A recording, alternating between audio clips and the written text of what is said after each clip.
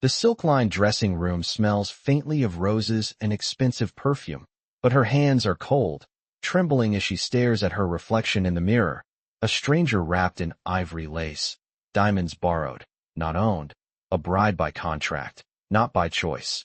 And outside the door she can hear the low murmur of guests, the clink of champagne glasses, the sound of a life that is not really hers waiting to begin. She swallows and whispers to herself that this is just a performance, that in a few months the signatures will be undone, the headlines will fade, and she will return to being invisible again.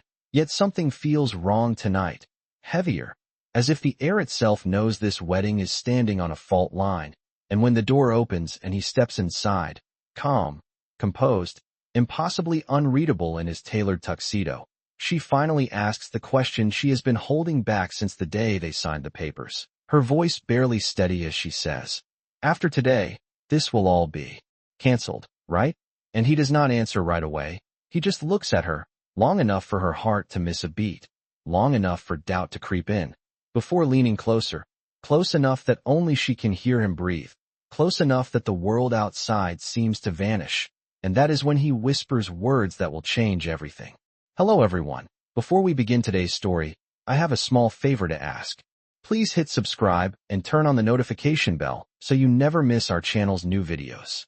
It's quick, free, and the best way to support us in bringing you more dramatic stories. Your support means the world to us. Where are you watching from? Drop your city or country in the comments below. Thank you very much.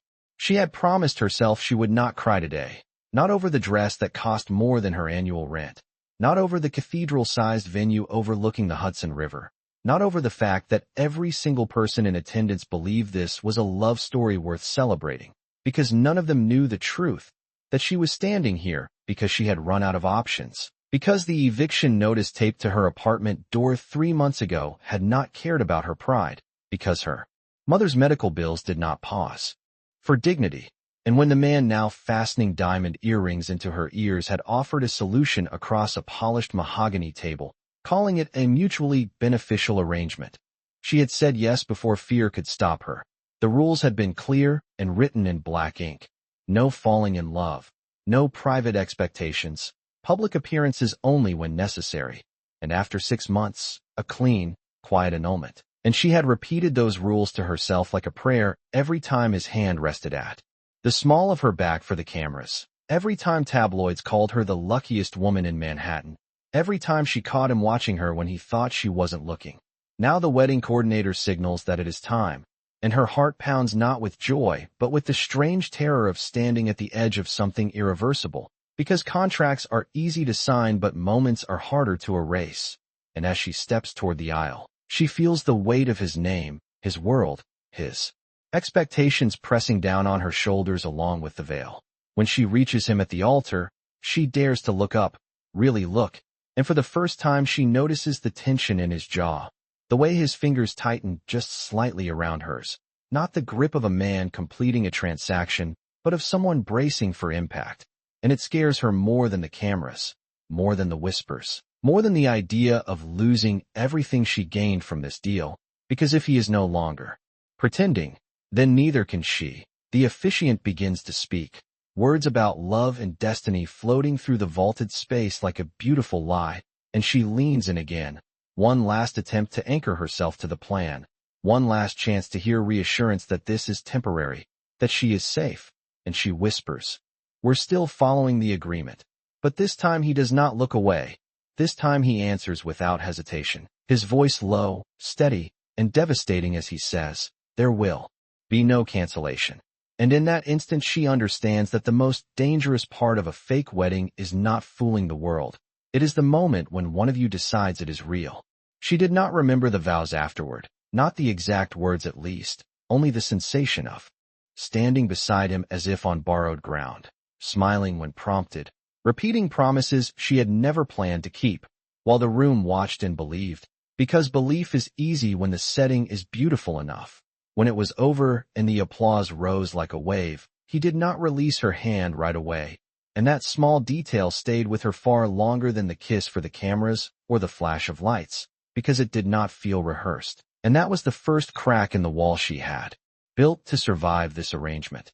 Later that night, in the back of the Blacktown car gliding through Manhattan streets slick with rain, she sat a careful inch away from him, her spine straight, her mind racing, reminding herself that this marriage existed on paper and nowhere else, that the ring on her finger was a prop, that the penthouse they were driving to was temporary, just like everything else about this life. Yet when the car slowed at a red light, and he spoke her name quietly, not for the driver or the world, but for her alone, she felt the weight of it settle somewhere dangerous in her chest.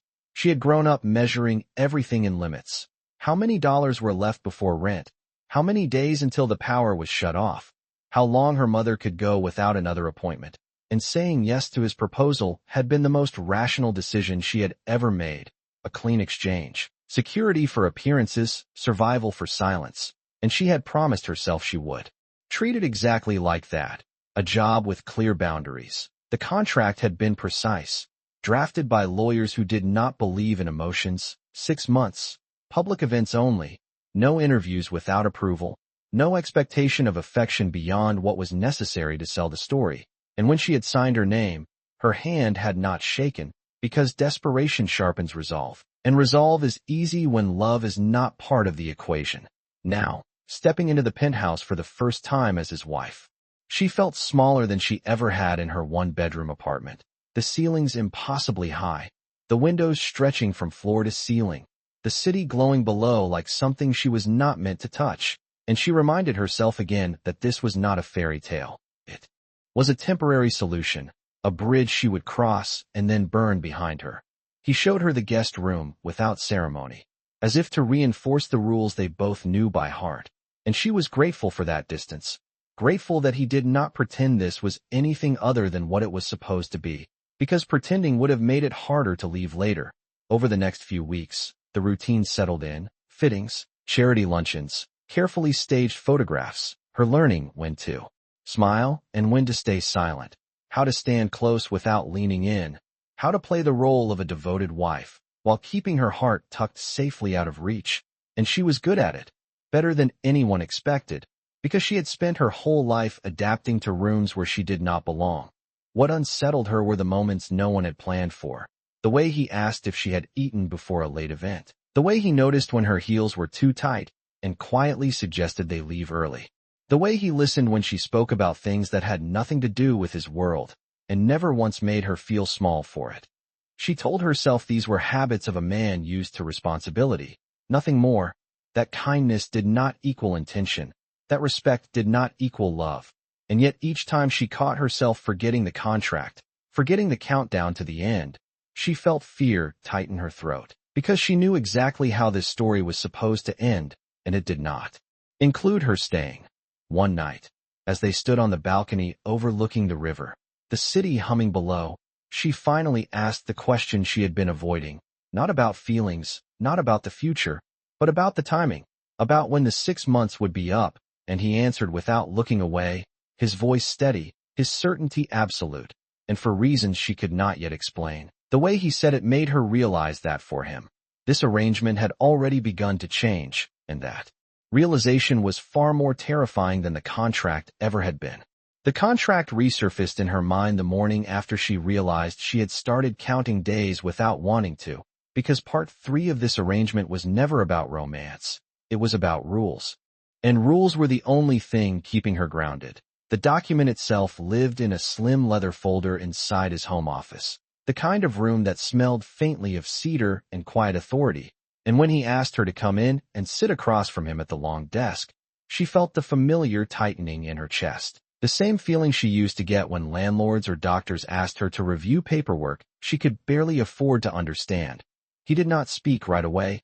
He simply slid the folder toward her, and the sound it made against the polished surface felt louder than it should have, like a reminder that this marriage had been built on ink, not promises. She opened it and saw their names again, neatly printed, the terms clear and unemotional.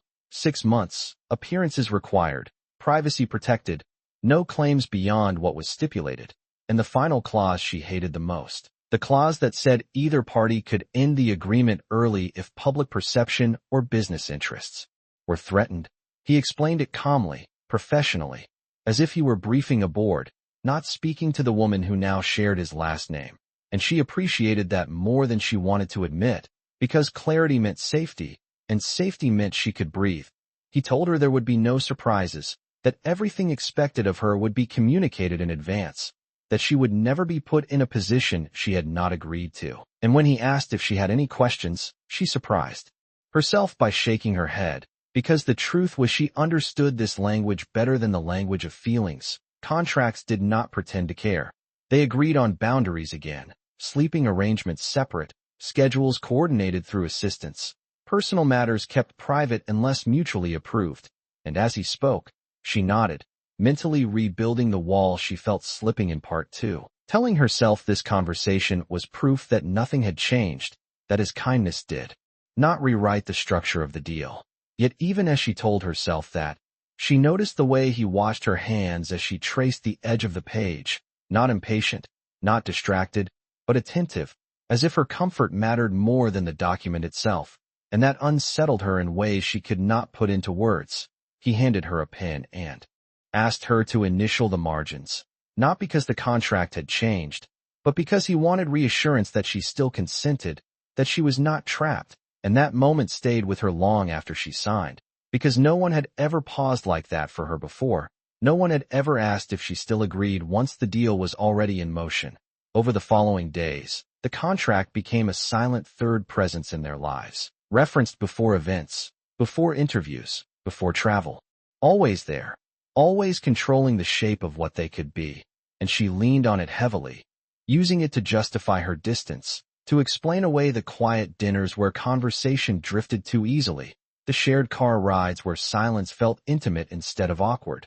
She reminded herself that this structure was temporary, that she had entered it with open eyes, that she was not entitled to anything beyond what was written, and that when the 6 months ended, she would walk away with her dignity intact and her problems solved. Still, there were moments she could not legislate, moments the contract did not cover, like the afternoon she overheard his assistant mention how he had turned down a high-profile appearance because it conflicted with her schedule, or the evening he left a charity event early because she looked exhausted, citing the agreement as his reason, even though no clause required it.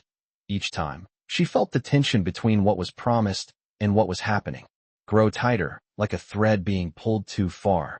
One night, unable to sleep, she opened the folder again alone, reading every line slowly, as if searching for a loophole that explained the unease in her chest, and she realized the contract had been designed to end cleanly, but nothing in it accounted for what happened when two people followed the rules perfectly and still crossed invisible lines. That was when she understood that the document was not just a safeguard, it was a test, and whether she passed or failed would depend not on how well she played her role, but on what she chose to do when the rules no longer felt like enough. Part 4 begins quietly, almost deceptively so, as the marriage settles into a rhythm that no one outside their walls questions, a rhythm built on calendars, fittings, and expectations that arrive neatly packaged by assistants and publicists who call her Mrs. with ease, as if she has always belonged here. Mornings start with garment bags lined against the bedroom door. Afternoons disappear into rehearsal dinners, foundation luncheons, and photo calls where she learns to stand at his side with confidence that looks effortless but is carefully practiced. And she tells herself this is simply adaptation, a skill she mastered long before she ever met him, learning how to blend in, how to take up just enough space to survive without drawing attention to how out of place she feels. The transformation others see is visible and measurable. The tailored dresses that fit her frame like they were made for her. The posture lessons that teach her how to walk into a room and command it. The etiquette coaching that smooths the rough edges of her past.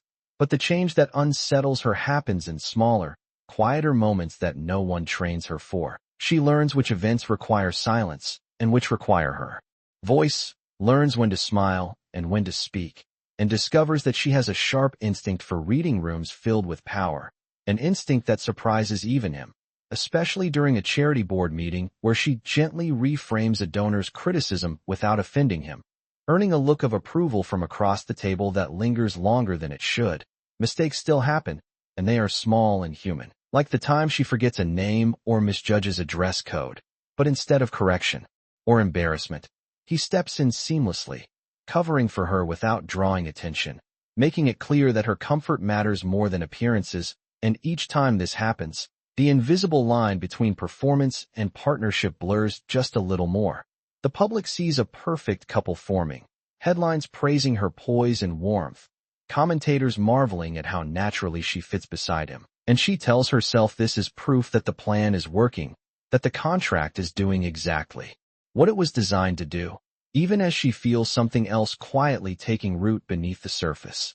Dinners stretch longer than scheduled, conversations drifting away from safe topics into memories and opinions she never meant to share, and she catches herself laughing freely in spaces that once made her feel small, realizing with a start that she is no longer pretending in those moments. He notices it too, the way she moves with more confidence now, the way she challenges him gently in private, the way she no longer asks permission before speaking her mind.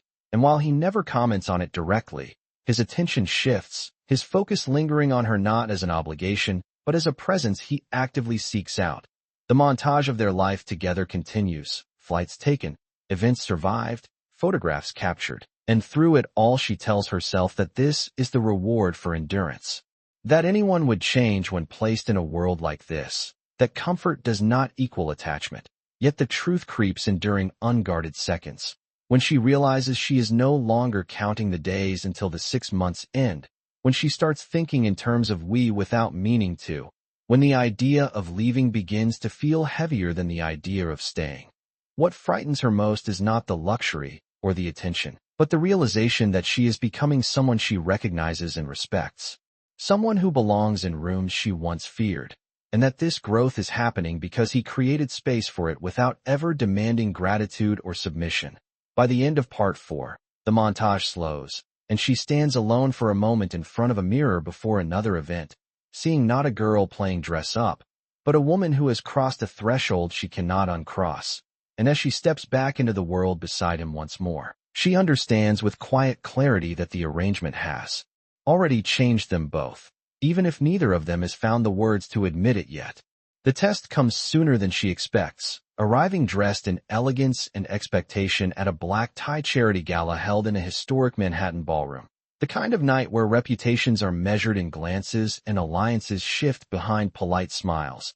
And from the moment they step inside, she feels the pressure of being watched not as a novelty anymore, but as a reflection of him. The room is filled with donors, board members, and longtime associates who know his history better than his heart. And she senses the tension before anyone says a word, because this is the first major event where her presence is not just decorative but symbolic.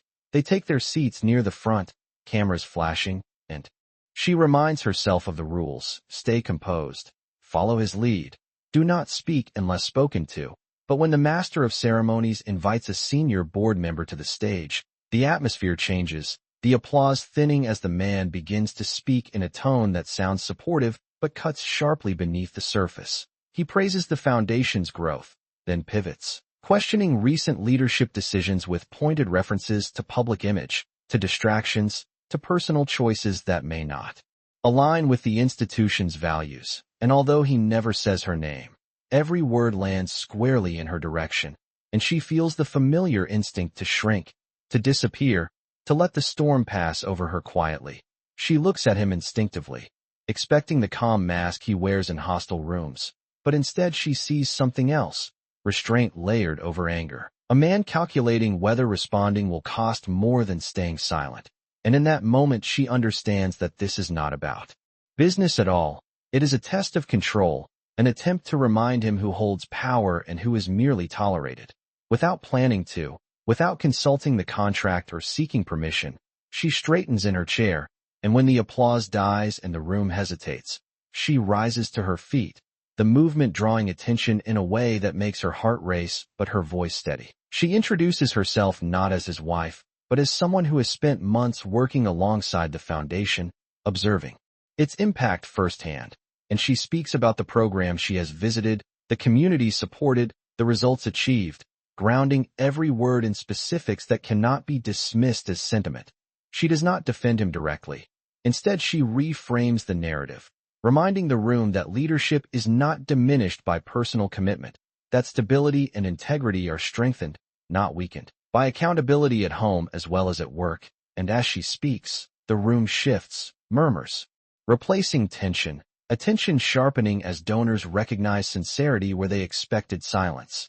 She ends simply, thanking the board for its vigilance while making it clear that progress is not a threat to tradition, and when she sits back down, the applause that follows is not thunderous but respectful, the kind that signals a line has been redrawn. He turns to her slowly, disbelief and something dangerously close to pride crossing his face, and for a second he forgets where they are, forgets the rules, his hand covering hers in a gesture that is unmistakably personal. The board member does not meet her eyes afterward, and the conversation moves on, but she feels the aftershocks long after the speeches end, because she knows she has crossed a boundary that was never written into the contract. She has acted not as a participant, but as a partner.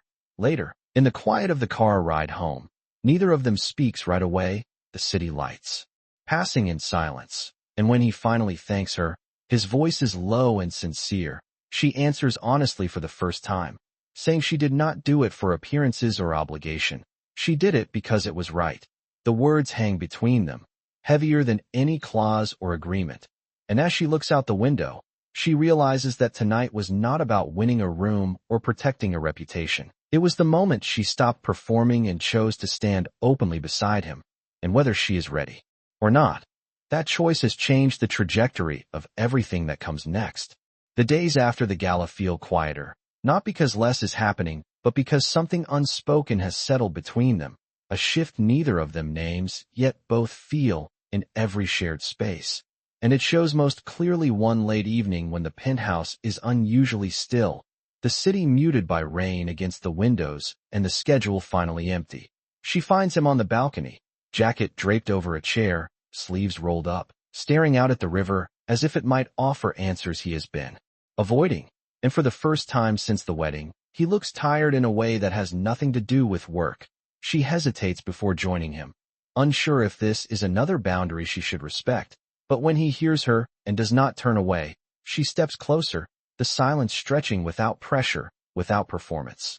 He thanks her again for the gala, not with the polished gratitude he gives donors, but with something quieter, more personal. And then, unexpectedly, he apologizes, telling her he never meant to put her in a position where she had to defend him, that the contract was supposed to protect her, not test her, and hearing that cracks something open in him. He admits that he has spent years building structures to keep his life predictable, mergers, timelines, agreements, rules that make outcomes manageable, because unpredictability once cost him more than money. It cost him people, trust, a sense of home he never managed to rebuild. He tells her that before her, relationships were transactions or liabilities, things that complicated focus, and that the fake marriage was supposed to be another controlled variable, a solution, not a risk. She listens without interrupting, recognizing the familiar language of survival, the way fear disguises itself as discipline. And when he finally looks at her, there is no calculation left in his expression, only uncertainty. She confesses in return that she agreed to the arrangement because she needed certainty too, because her life had taught her that security was something you negotiated for, not something you expected, and that falling even slightly out of step with the plan terrifies her more than leaving ever did. The rain grows heavier, filling the pauses they leave between sentences, and in that space they acknowledge what they have both been pretending not to see, that the lines drawn in the contract no longer match the reality they are living, that dinners feel less like obligations and more like refuge, that the idea of the end date now brings unease instead of relief. He does not reach for her, does not promise anything, but he tells her the truth she has not allowed herself to ask for, that he does not know how to separate the role she plays from the woman he trusts, that the certainty he built his life around has started to feel less important than the quiet steadiness she brings into rooms he once faced alone. She feels the weight of that honesty settle heavily, because it asks something of her without demanding it, and she admits that she is afraid of becoming someone who belongs in this world only to lose it all again, afraid that choosing him might mean losing herself, and afraid that not choosing him might be the greater loss. They stand there longer than necessary, close enough to feel each other's presence but not touching, both aware that this is the first moment that has nothing to do with appearances, Nothing to do with the contract, and everything to do with choice. When the rain finally slows and the city lights sharpen again, he breaks the silence by saying that whatever comes next, he wants it to be honest, even if honesty makes things harder, and she nods, knowing that this quiet agreement is more binding than any document they have signed. As they go back inside, the distance between them unchanged yet irrevocably different, she understands that part 6 is not about declarations or decisions. It is about the moment when two people stop hiding behind structure and allow vulnerability to exist, fully aware that, once it does, there is no way to return to pretending this was ever just a fake marriage. The unraveling begins quietly, the way real damage often does, with a call she is not meant to hear and a look on his face she has learned to read too well, the controlled calm tightening into something sharper as his assistant steps into the room and lowers her voice. And even before the words reach her, she feels the shift in the air, the sense that the fragile balance they have built has just been touched by something ruthless. Later that evening, when the penthouse is cleared of staff and the city hums below as if nothing has changed, he finally tells her the truth, that a faction within the board has decided the gala incident crossed an invisible line, that the senior member she publicly contradicted has been quietly gathering leverage, not against the foundation, but against the marriage itself. The threat is precise and calculated, leaked documents, altered timelines, a narrative designed to suggest the wedding was a strategic distraction, a fabricated alliance meant to manipulate public sentiment. And if it surfaces, it will not just damage his reputation, it will call into question every initiative he has launched in the past year.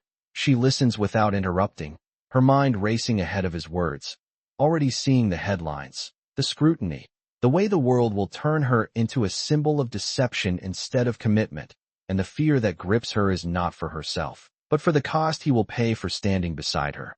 He explains that there are options, legal responses, public statements, a controlled separation framed as mutual and dignified.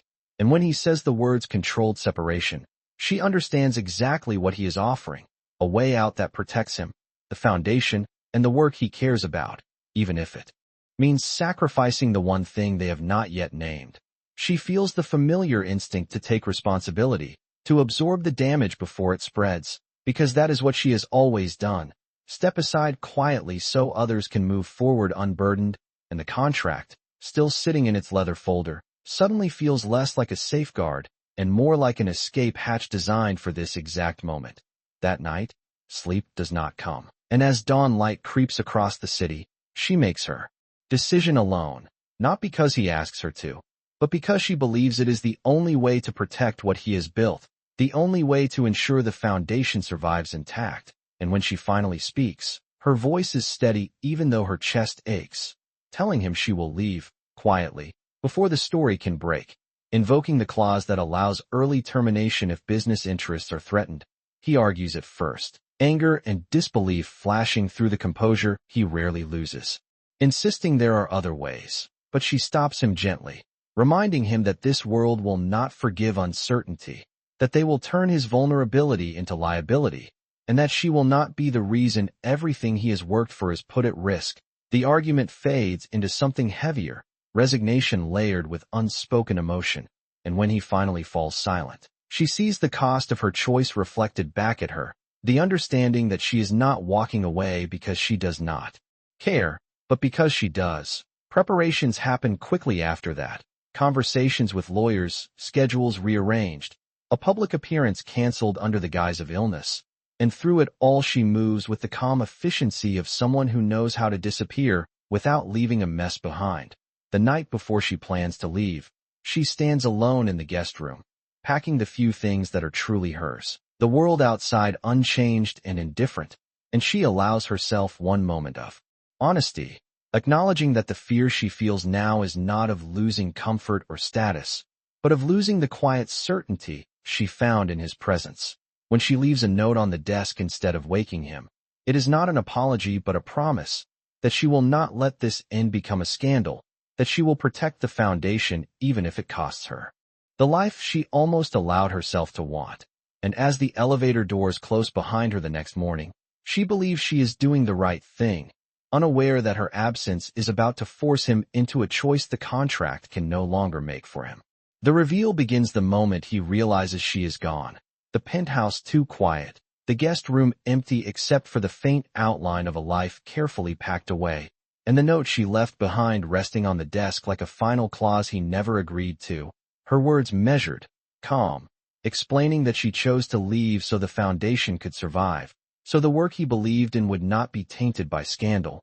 And as he reads it, something in him settles with terrifying clarity, the understanding that, for the first time in his life, the greatest risk he faces is not losing control, but losing her. The board meeting scheduled for that morning was meant to finalize the strategy, the controlled separation, the public narrative that would quietly dissolve the marriage and protect the institution. And when he walks into the room, eyes heavy from a night without sleep, the members are already waiting, folders open, arguments prepared, confident that this will end the way deals always end, cleanly and without emotion. They speak about optics and influence, about minimizing fallout and restoring certainty. And when they present the revised agreement for his signature, the room expects compliance, because compliance has always been his strength. Instead, he closes the folder without reading it, the sound cutting through the discussion, and tells them there will be no separation, no quiet ending, no narrative designed to erase the woman they have underestimated from the beginning. The reaction is immediate: disbelief, warnings about consequences, reminders of power dynamics and leverage. And when they push harder, threatening to release their version of events, he does something none of them anticipate. He tells the truth. He admits that the marriage began as a contract, that it was meant to be temporary, strategic, contained, and the room leans in, ready to weaponize the confession, until he continues, explaining that somewhere along the way, control gave way to conviction, that the woman they see as a liability is the reason the foundation has grown stronger, not weaker, that her integrity under pressure is exactly the leadership they claim to protect. He makes it clear that any attempt to dismantle the marriage will be met with transparency, that he will stand publicly by his choice, not because it is convenient, but because it is right, and that if the foundation cannot survive honesty, then it does not deserve to survive at all. The meeting ends without resolution, tension hanging thick as he leaves the room knowing he has crossed a line he cannot uncross. And for the first time, that knowledge brings relief instead of fear. The press conference is called that afternoon, faster than anyone expects, cameras lining the lobby as reporters gather, anticipating damage control, and when he steps to the podium, there is no prepared statement in front of him, only a decision he has already made. He addresses the rumors directly, confirming that the marriage did begin as an arrangement, acknowledging the mistake of believing life could be managed like a transaction, and then he does what no contract ever required him to do. He chooses openly. He tells them that his wife left to protect the foundation, that she acted out of responsibility, not deception, and that he refuses to let her be punished for his fear of uncertainty, declaring that the marriage will not be canceled, that the separation will not happen, and that he is committed to rebuilding trust not by retreating, but by standing still and letting the truth speak for itself. Across the city, she watches the broadcast from a small hotel room, her suitcase still unopened, and as she hears his words, hears him say her name without hesitation, without qualifiers, the wall she built to survive finally breaks, because this is the one thing she never allowed herself to hope for, to be chosen without condition. When he finds her hours later, not with explanations or demands, but with a simple certainty in his voice, telling her that the contract is over and what remains is a choice he is willing to make every day, she understands that Part 8 is not about saving a reputation or winning a fight. It is about the moment when a man who built his life on control chooses vulnerability instead, and a woman who learned to disappear is finally asked to stay. The ending arrives not with spectacle but with intention, the kind that settles slowly and lasts, beginning the morning. After he finds her and brings her back not to the penthouse as a prize reclaimed, but to a quiet breakfast table where no assistants wait and no schedules intrude. Just two people learning how to speak without clauses or escape routes. And the first thing he does is place the leather folder between them, not as a threat or reminder, but as a relic of something finished. He opens it calmly, removes the contract they once treated like a lifeline, and without ceremony tears it in half, then again. The sound final and oddly gentle, and tells her that whatever they become next will not be negotiated, will not be timed, and will not be hidden behind strategy, and she feels the weight of months lift not because her problems vanish, but because she is no longer solving them alone. The days that follow are not perfect. The board does not dissolve overnight. The press does not suddenly lose interest, and rebuilding trust takes effort. But the tone has changed, transparency replacing control, and when he restructures the foundation leadership to reflect the values she defended publicly, it becomes clear that choosing her was not an impulsive act but a realignment. She returns to the work she discovered mattered to her, not as an accessory, but as a voice, helping shape initiatives with the same clarity she once reserved for survival. And for the first time, her past is not something she edits out of her story. It is the reason she understands impact so well. Months later, they stand again, in a room filled with people. But this time it is smaller, intentional, friends and colleagues who stayed when certainty wavered. And there are no cameras invited, no headlines planned. Just a simple ceremony overlooking the river where they once stood afraid of the future. And when he takes her hands, there is no script, only words chosen because they are true, promising not protection or perfection but partnership, promising to choose her even when it is inconvenient, even when the world questions it. She answers with equal honesty, acknowledging the fear she carries and the strength she found beside him, promising to stay present rather than disappear when things grow difficult.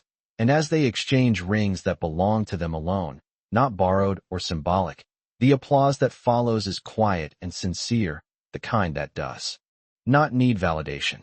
Afterward, as the night settles and the city lights reflect across the water, she realizes that the ending she once planned for herself was always about escape, about leaving without damage. But the ending she has now is about staying and building, accepting that love is not the absence of risk, but the willingness to face it together. The story closes not on a declaration of forever, but on a moment of grounded certainty. The two of them walking back into a life that will test them again, knowing there will be no contract to hide behind, no fake roles to play, only the daily choice they have already proven they are willing to make. And if there is a lesson in how it ends, it is this, that the most powerful commitment is not the one designed to look perfect, but the one that survives when nothing forces it to stay.